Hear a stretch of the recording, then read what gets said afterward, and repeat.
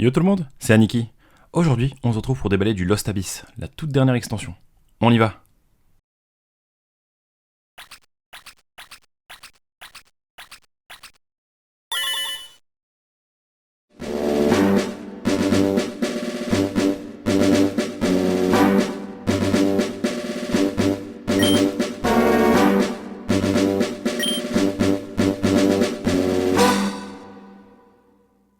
Et on est parti. Bon, je poste un peu moins de vidéos sur YouTube dernièrement, je vous prie de m'excuser.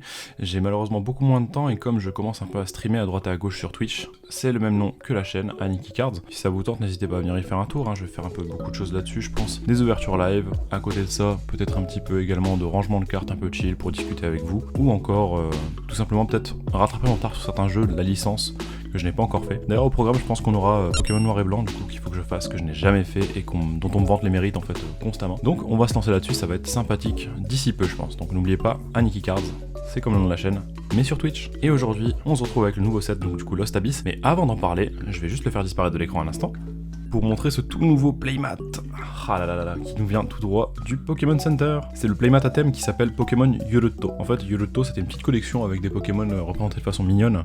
D'ailleurs, dans cette même collection, je possède la figurine que vous avez peut-être déjà vue sur Instagram, de Ludicolo. Et oui, trop stylé, trop stylé. Et donc ouais, dans cette même collection, du coup, il y a un playmat qui est sorti il y a peut-être 2 mois, qui a été en rupture de stock immédiate, puis après ils l'ont réédité, et je l'ai acheté à ce moment-là. J'ai dû passer par Rakuma, en fait, une sorte de marketplace japonais, pour l'avoir parce que c'était vite en sold out, bien malheureusement. Stop! Attendez 2 secondes. En faisant mes recherches post-vidéo, je viens de découvrir deux choses très importantes. Donc comme vous le savez, comme je viens de l'expliquer, Pokémon Yoruto, c'est en fait des collections qui sont sorties successivement dans le Pokémon Center en fait. La chose que je viens de découvrir, assez incroyable, c'est que l'illustratrice qui s'occupe de Pokémon Yoruto, c'est Kanahei. Kanahei, on l'a déjà vu à l'œuvre, je sais pas si vous vous souvenez, dans Double Blaze. Double Blaze, elle avait illustré un petit ronflex trop mignon. Et elle est également à l'origine d'une alternate qui apparaît dans Tag All Stars, qui est celle de Deden. Attendez, c'est ouf là en fait, je savais pas du tout. Mais deuxième fait encore amusant, parce que ça c'est déjà dingue, elle a aussi créé, sur l'équivalent du WhatsApp au Japon qui est Line, 2 stickers avec 2 personnages qui sont extrêmement populaires. Vous les avez peut-être déjà vus. C'est Usagi et Pisquet. Alors là, je suis sur le cul là. Sur une simple annonce concernant un tapis de jeu, je découvre toutes ces infos. Eh bah écoutez, c'est excellent. Allez, et on revient tout de suite à Lost Abyss pour en parler immédiatement. Alors Lost Abyss, dernier set en date, qui feature en star, comme vous pouvez le voir sur la boîte, Giratina, et oui je le prononce Giratina et non pas Giratina, c'est comme ça que les katakana le décrivent sur les cartes, de toutes les façons. Donc c'est un set qui est composé de 100 cartes du base set, plus 27 secrètes, et ouais, c'est pas mal du tout quand même pour un set. 100 cartes déjà de base, avec ce display ce sera pas suffisant pour tout rassembler, mais c'est pas grave, au pire j'en rachèterai l'unité, ou on en réouvrira ensemble, peut-être en live, peut-être je ne sais pas trop, on verra bien. Et avant de faire l'ouverture de la boîte, on va comme d'habitude regarder les côtés. Alors on a dans un premier temps Golé, Oui Messire et Metalos. Et de l'autre côté, un sublime Emolga, un Wailord et Tengalis. Sans perdre plus de temps, on ouvre et on se lance.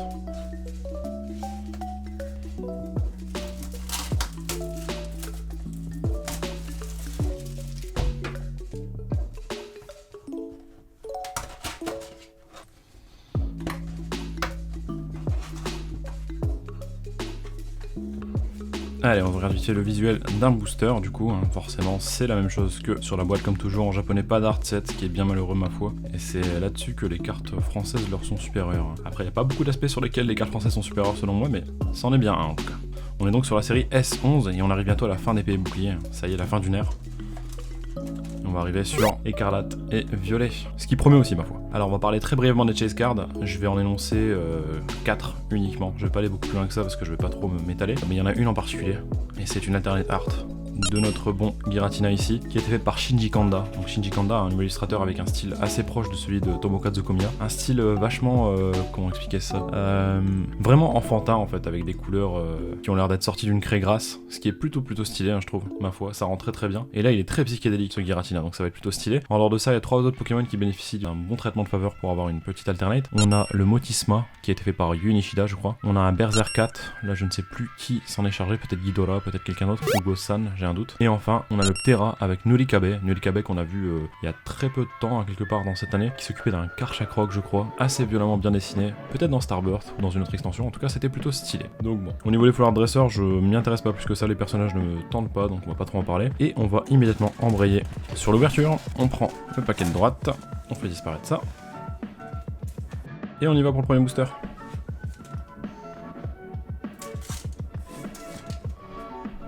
Allez, on va démarrer avec une illustration de Ryoma Uratsuka sur un petit grain dur. C'est sympa mais sans plus.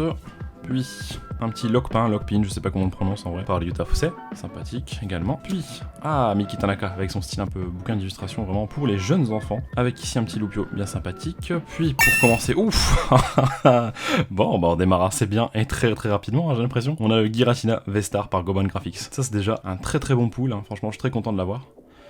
Et on terminera sur Geriland, fait par Aya Kusube, avec ce style, avec des ombrages bien prononcés et des trames appliquées sur le dessin. En l'occurrence, c'est un peu moins le cas. Et on peut remarquer ici tout ce petit enchevêtrement de fumée de couleurs qui représente apparemment une mécanique au sein du jeu qui s'appellerait la Lost Zone. C'est ce qu'on m'a dit la dernière fois en stream. Je ne sais pas en quoi consiste cette mécanique, mais c'est une petite addition sympa en fait, ça fait limite un peu penser aux Amazing Rares. Et on démarre tout de suite avec une V-Star, hein. C'est quand même plutôt stylé. Hein. Et j'aime beaucoup, et on voit cette fameuse couleur de la Lost Zone autour de lui. Ça rend plutôt bien.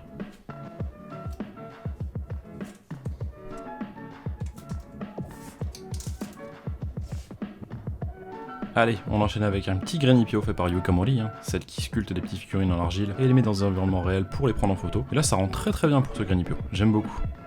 Ensuite, on a un... Ouh, yes, du So-So. Ah là là, quel plaisir. Je savais qu'il était dedans et il est sur 2 cartes apparemment. Et là, on a la première qui sera un petit Hérald dans une caverne hein, qui observe justement des cristaux. C'est vachement sympathique. Puis, oh là là là là là, Shiburingaru sur un magnifique fenard.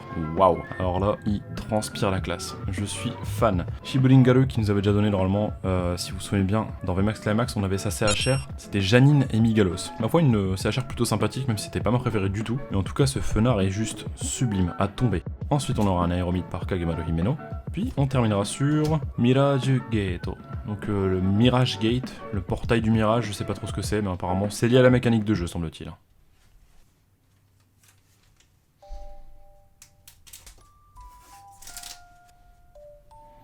Allez, une illustratrice historique du TCG, Yukiko Baba, qui nous pond ici ce joli petit anchoite. Il y a un trait un peu spécifique et des couleurs un petit peu ternies, un peu comme par le temps, j'ai l'impression. Je sais pas trop quelle technique est utilisée ici, j'aime bien.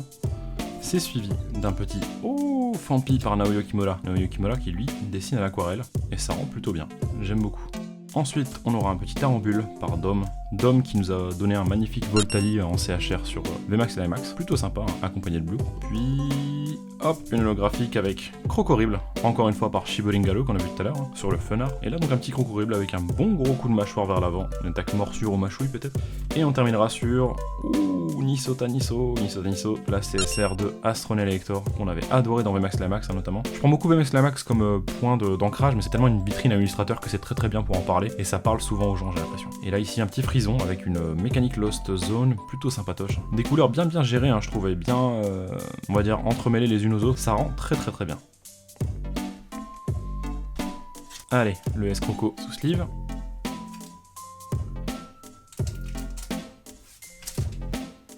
Allez, on enchaîne avec un petit Brossellum par Akira Egawa. Waouh, ça rend super bien. Je trouve que ça sublime artistiquement les Pokémon de les avoir dessinés par Akira Egawa. C'est vraiment quelque chose. Vraiment une de mes illustratrices préférées, assurément. C'est suivi d'un petit Lantern par Aoki. Aoki qui nous a donné en Battle Region le petit Scarino, qui était vachement sympathique hein, en face d'une montagne, si je dis pas de bêtises. J'avais beaucoup aimé. Puis, un petit Laporeille par Saino Misaki, qui nous a fait un magnifique Gibrali dans Space Juggler, il me semble. Puis, encore une holographique. Ouh, T-Zero à l'œuvre. Magnifique, sur un magnifique Lanceurien. Et son style fait vraiment mouche avec Lanceurien. Je trouve que ça passe très bien. Ça sublime le Pokémon. Puis, on terminera sur un joli Lamentine par Chibi. Pokémon qu'on voit pas souvent, Lamentine, sur le TCG, je trouve. Le Lanceurien de T-Zero sous sleeve.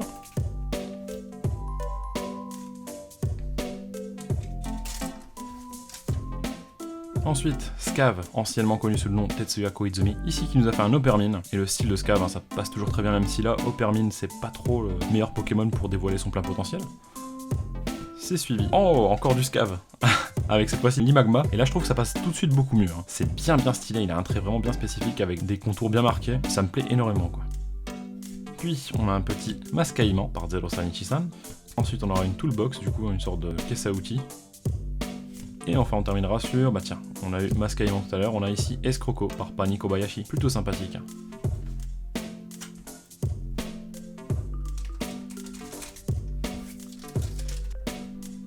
Allez, on continue avec un petit Otaria par Ghidorah, plutôt sympa. Puis, Ouh, Anesaki Dynamic avec ce Donphan, je sais pas comment on le prononce, mais ah là là, Anesaki Dynamic qui régale tout le temps, hein, systématiquement. Hein. Franchement, ils sont beaucoup trop bons et en plus de ça, ils font pas mal d'illustrations justement des art sets français dernièrement, du moins occidentaux, et ça passe assez bien. Puis nous avons, voilà, encore de la team Aquarelle, on a Narumi Sato ici avec ce Brésillon plutôt sympathique. Puis, ah, là on a Au Massacre par Shin Nagasawa, sympatoche. Et on terminera sur une énergie Gifto Energy, donc une énergie cadeau. Ok, soit, bah c'est cadeau.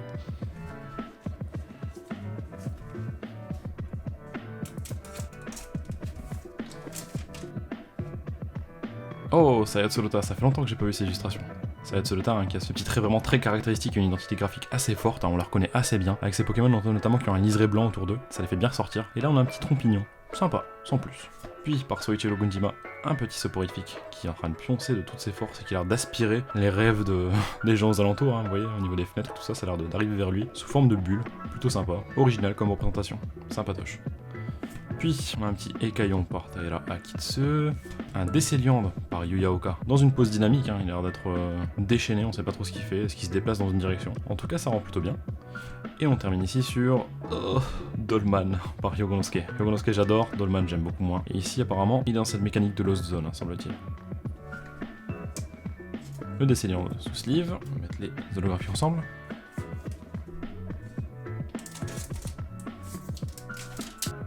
Je sais pas si vous avez vu passer les spoilers du prochain set, hein, Incandescent Arcana, mais ça a l'air d'être bien stylé. Préparez vos portefeuilles parce que ça va être un des meilleurs sets de cette année, facilement je pense. Allez, on est reparti pour un tour avec Okacheke qui nous offre un sublime Porygon 2. Bien stylé, hein, toujours ce style aérographié par Okacheke. On le voit hein, de toute façon dans le grain de l'image, ça rend très bien, j'aime beaucoup. Puis un petit Cup Canaille par Mizue, Araqua par Naoyo Kimura, toujours de l'aquarelle, toujours efficace. Puis ce sera Dispareptile par Kolomitsu.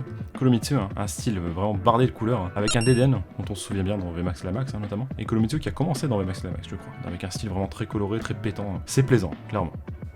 Puis on terminera sur Lost Sweeper apparemment. Alors, demandez-moi ce que c'est, mais pour moi c'est un aspirateur de table. Ça s'arrête là.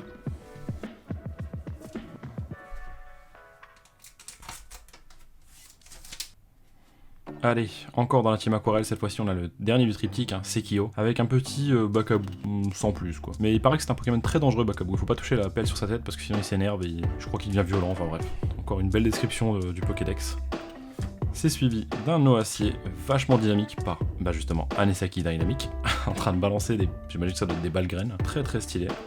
Puis, Ryoma Uratsuka, dans un style un petit peu collage, hein, j'ai l'impression, avec un petit Goupix qui a l'air d'être bien fier de lui. Franchement, je kiffe. Bien stylé. Puis, Pifeuille par Mizue. Sympathique ce petit Pifeuille. En pleine balade en forêt, ma foi. Et on terminera sur... Waouh, j'adore Licton ici, sur Prédastérie. Oh, ça rend vachement bien, il a une bonne façon de dessiner l'eau. Hein. Vous voyez quand même qu'au niveau des rainures et de l'écume qui se forme au niveau de l'eau, en fait, il a représenté ça, même au niveau des ombres, pardon. De l'écume, on les voit justement sur le fond en fait de l'eau, quoi. C'est vraiment stylé. J'adore.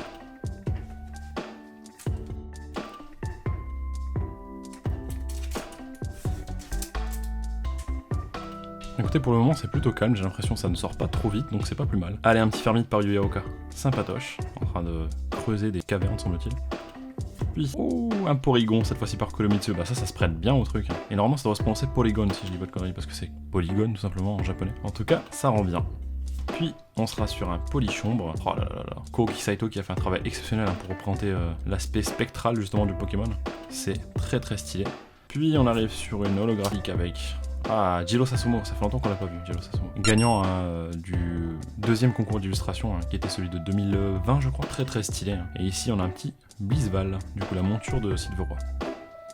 On terminera enfin sur Pani Kobayashi avec un Volcaropod, qui fait partie de la mécanique Lost Zone, semble-t-il. Allez, le Blizzval sous sleeve.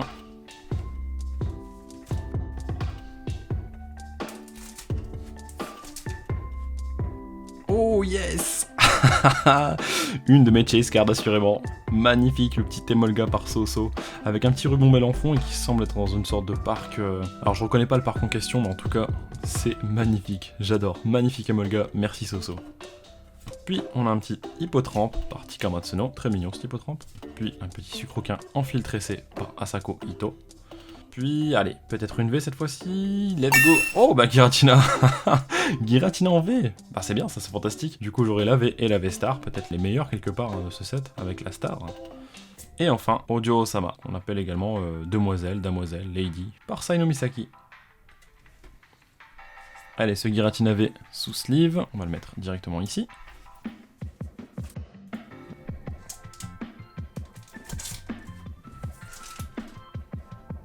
Oh, Tizero qui a fait un Brutalibré dans ce set. Ah ça je savais pas du tout pour le coup. Oh il est magnifique, hein. Tizero j'adore, hein, sincèrement. Depuis de toute façon son Celebi promotionnel qui était distribué avec Jet Black Poltergeist, je suis vraiment fan, j'adore. Puis ce sera suivi encore une fois du Brocellum d'Akira Egawa, du Laporé de Sai no Misaki qu'on a déjà vu tout à l'heure, puis un Metang par Shin Nagasawa en train de décocher son meilleur crochet du droit. Pour terminer sur... Ouh, petit type océan par Sui. Sui, habituellement on la voit sur des Pokémon qui sont plutôt terrestres j'ai l'impression, et on voit toujours en fait une belle chaleur émaner en fait, une sorte de filtre, on va dire un peu apaisant sur les cartes, et là quelque part elle a réussi à appliquer une teinte de couleur presque similaire sur un Pokémon marin, c'est pas mal, j'aime bien.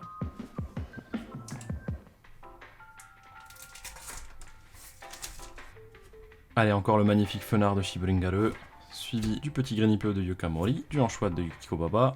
Bon lui j'en parle même pas, j'en ai rien à foutre. Et on terminera sur... Oh Shibuzo. Shibuzo qui a un style aérographie un peu comme Okacheke. Et ici qui nous fait un petit Porygon Z.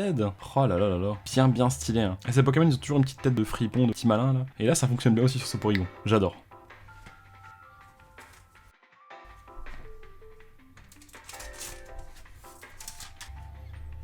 Oh Unishida sur Vorasteri. Oh comment j'adore. Ça c'est une illustration qui donne la pêche, hein. J'adore franchement, sincèrement. C'est magnifique, aussi bien au niveau des couleurs que la gestion des traits, que la gestion de la lumière, l'eau un peu en premier plan qui donne une vraie profondeur de champ. Tout est magnifique en fait, j'adore. Sincèrement la carte est juste sublime, incroyable. C'est suivi du grain dur de Yoma Oratsuka, puis... Oh, bah on l'avait pas encore vu. Passe rouge par Shibuzo. Encore une fois Shibuzo, hein, très vachement aérographié. Puis... Oh, encore une Vestar. Oh, trop stylé. Terra Vestar. Excellent, par Goman Graphics bien entendu, mais ce qui me plaît bien, c'est qu'en plus ça, c'est une carte qui est également de la Lost Zone. Donc j'ai déjà mes 2 Vestars du set, hein. C'est magnifique. Il pourrait y en avoir une troisième avec un peu de chance, parce que je sais que des fois les quotas sont un petit peu chamboulés, mais ça arrive très rarement. Et on terminera sur... Midori Arada sur un Nigosier. Nigosier qui est aussi... une carte bénéficiant de cette mécanique de Lost Zone. C'est sympa, couleur très terne, mais bon, c'est pas ce qui me plaît le plus, quoi. Allez, ce Terra Vestar sous sleeve. Et dernier booster du côté droit.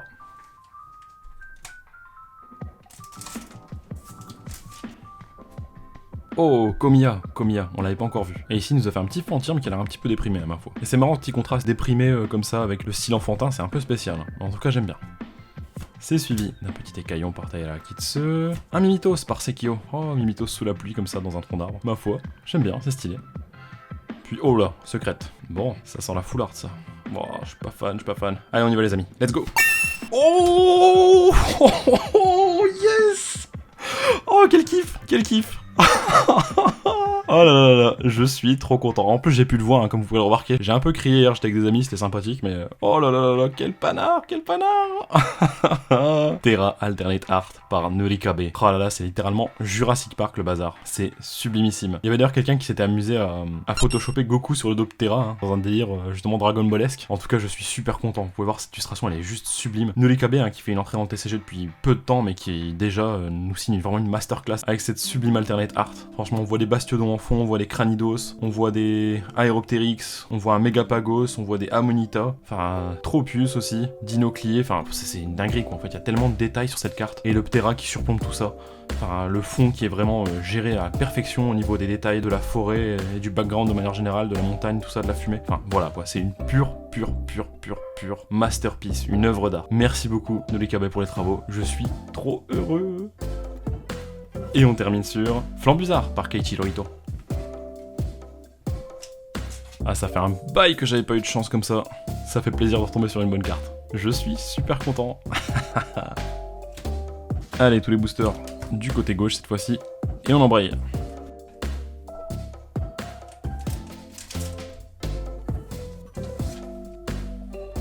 Allez, le nouveau Limama de Scap qu'on a déjà vu tout à l'heure, le Vampire Naoyo Kimura, le petit Porygon 2 d'Okacheke, ensuite un Wailord qu'on n'avait pas encore vu par Shinya Komatsu. Shinya Komatsu, on l'a vu sur la CHR de Octillery dans VMAX Climax, et dernièrement, je crois que c'était lui qui avait fait un Macogneur dans Time Gazer qui était très bien réussi, hein, sincèrement. Shinya Komatsu, il a un style vraiment très simple à ma foi, mais qui fait toujours mouche. Hein. J'oserais peut-être même dire qu'il a un petit style un peu BD franco-belge sur les bords. Puis, lui c'est Cardius je crois, mais que je ne connais pas très bien. Et c'est terminé.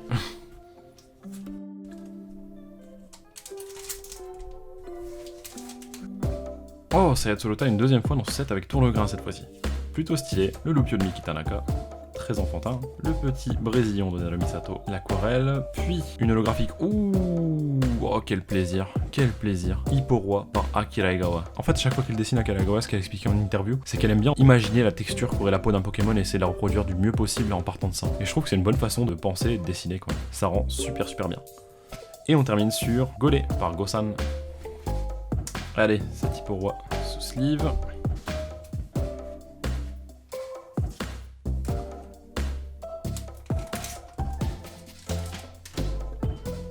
Putain, je me demande s'il peut pas rester une deuxième secrète dans le display, ce serait incroyable, sincèrement, ce serait une ouverture de folie, faut le dire. Allez, Soso à l'œuvre avec ce petit Terral, puis, tiens, on n'avait pas encore eu très passable par Sui. Et quand je vous parlais de cette couche de chaleur, en fait, cette façon justement d'apporter une lumière et une courbure de lumière sur les cartes, bah voilà, c'est le style de Sui, et on le voit bien ici sur ce très passable, hein, ça passe archi bien. Puis on a un petit Araqua par Naoyo Kimura, un Luminéon par Zig, que j'aime pas trop, franchement il a vraiment choisi le pire angle pour le reproduire je trouve. Et on terminera sur un masque noir, mais on s'en fout un peu.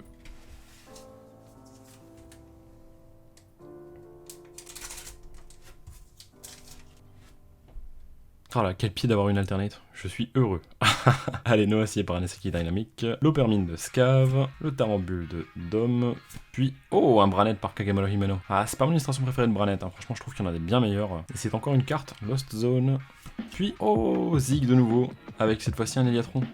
Ah, franchement, elle est très bien représentée, j'adore. Des couleurs vachement claires et je trouve que c'est vraiment apaisant en fait cette façon de dessiner. C'est stylé.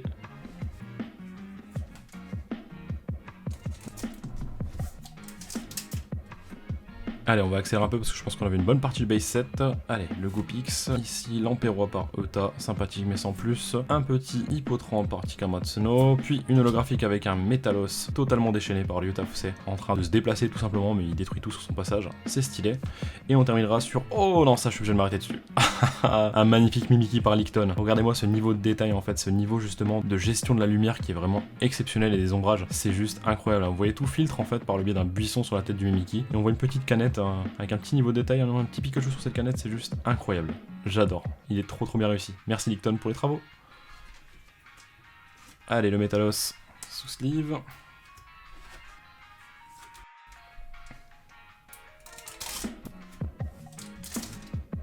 On est reparti avec Mascaïman par Zero Sanichi-san, un petit Wimessir de Kodama, Lotaria de Ghidorah, puis on a une holographique avec Golgopat par Keiichiro Ito, que je trouve pas exceptionnel, une carte de la Lost Zone encore une fois, et on terminera sur Nikolai je crois, dans noir et blanc, ça doit être un dresseur de cette époque là, mais j'ai pas encore fait les jeux, mais je vais plus trop tarder à les faire normalement, ça devrait le faire.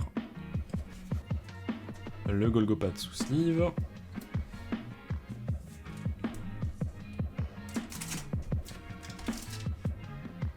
Allez, Bakabu par Sekio, Soporifique par Soichiro Gunjima, magnifique Emolga de Soso que j'adore, le Pifeuille de Mizue, et on terminera sur Nipocéan de Sui.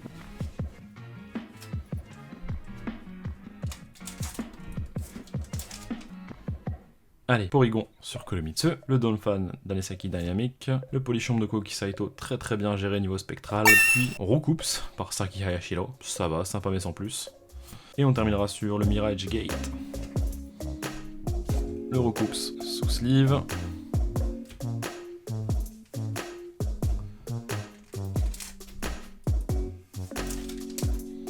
Allez, je suis gourmand, mais je dirais pas non à une deuxième secrète là quand même. Ce serait stylé de ouf. Allez, Brocellum, ensuite Welmer par Jiro Sasumo, puis le petit Lupio de Miki Tanaka. Encore une V avec Kurem par Takuyoa. Takuyoa qui fait de la modélisation 3D, mais qui fait passer ça pour la 2D hein, pour le coup. Ça ressemble vachement à de la 2D et j'adore. Je trouve ça très stylé.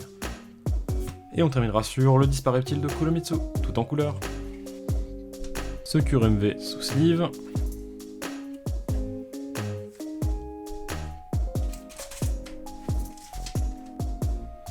Allez, le petit sucroquin d'Asako Ito. Puis, oh, Spinda, un Pokémon de 3ème génération qu'on ne voit jamais, et qui a tourné sur lui-même et jeté des morceaux de pierre, de bois, d'écorce, je sais pas trop. Le Pokémon qui est tout le temps complètement explosé, quoi. C'est stylé. C'est suivi du Lantern d'Aoki, très très bon. Puis, Lost City, donc une ville perdue, encore un truc avec la mécanique Lost Zone apparemment. Et oh, Shinji Kanda avec un Hypnomad. C'est vrai qu'il n'avait pas fait que l'alternate de Giratina dans cette. Il y a aussi ce magnifique Hypnomad. Et vous voyez ici le style de Shinji Kanda. Une petite proximité avec celui de Tomokazu Komiya. Mais je dirais que voilà, il a un style un petit peu plus régulier, on va dire.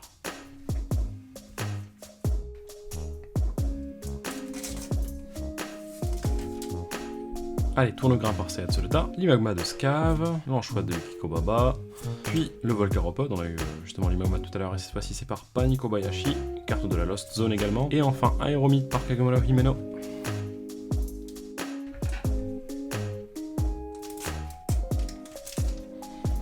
Allez, le Fermite de Yuyaoka, le grain dur de Ryoma Uratsuka, on a vraiment fait le tour de tout, hein, la Poreille, puis... Oh, encore une V, excellent! Drascore, par N-Design Inc., un Pokémon qui est peu représenté aussi, hein, ça fait plaisir de le voir ici en tout cas. Bien sympa. Et on terminera sur le Escroco de Panikobayashi. Le petit Drascore V sous sleeve. Et il nous reste 3 boosters les amis. Qu'est-ce qu'on peut avoir dans ces 3 boosters? Est-ce qu'il peut y avoir un Last Pack Magic, quelque chose, peut-être une autre secrète? Ce serait juste le pied, hein, ce serait juste incroyable.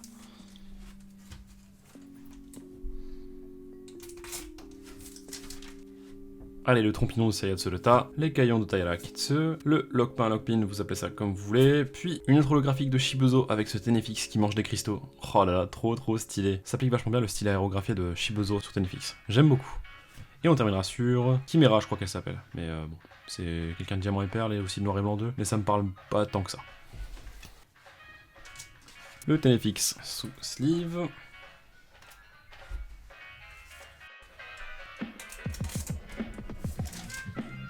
Allez, le Grenipio de Yukamori, ça sent la fin. Fampi par Naoyo Kimura, le Cupcanaï qui rêve de sucrerie dans le ciel, par Mizue, le Lamantine de Chibi, plutôt sympathique, et Guerrilland par Yakusube.